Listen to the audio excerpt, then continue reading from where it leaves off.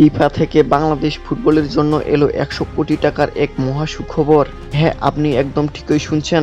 বিশ্ব ফুটবলের সর্বোচ্চ নিয়ন্ত্রণ সংস্থা ফিফা থেকে প্রায় 100 কোটি টাকার এক বিশাল ফান্ড বা আর্থিক অনুদান পেতে যাচ্ছে বাংলাদেশ ফুটবল ফেডারেশন বা ফুফে। দীর্ঘ বহু বছর ধরে যখন দেশের ফুটবলের উন্নতির জন্য পর্যাপ্ত বাজেটের অভাব একটি বড় বাধা হয়ে দাঁড়িয়েছিল, ঠিক তখনই যেন ফিফা প্রেসিডেন্ট ঐতিহাসিক অনুদান বাফুফেকে এক নতুন প্রাণশক্তি এনে দিয়েছে। কিন্তু কেন হঠাৎ বাংলাদেশকে এত বড় অঙ্কের টাকা দিচ্ছে ফিফা? আর এই 100 কোটি টাকা দিয়ে কিভাবে দেশের ফুটবলের ভাগ্য বদলাবে, চলুন জেনে নেওয়া যাক বিস্তারিত। ফিফার ফরওয়ার্ড প্রোগ্রাম এবং বিভিন্ন উন্নয়নমূলক প্রকল্পের অধীনে বাংলাদেশ ফুটবল ফেডারেশনকে এক বিশাল অঙ্কের ফান্ড দেওয়ার সিদ্ধান্ত নেওয়া হয়েছে।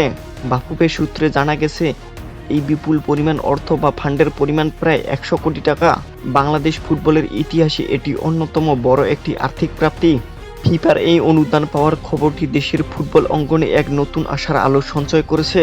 তবে এই বিপুল পরিমাণ অর্থ বাফুফে একবারে পাবে না, বরং আগামী কয়েক বছর ধরে ধাপে ধাপে বিভিন্ন অবকাঠামো উন্নয়ন এবং যুব একাডেমি তৈরি এবং তৃণমূল পর্যায়ে ফুটবলারদের অনুশীলনের মান বাড়াতে এই অর্থ ব্যয় করতে হবে বাফুফেকে।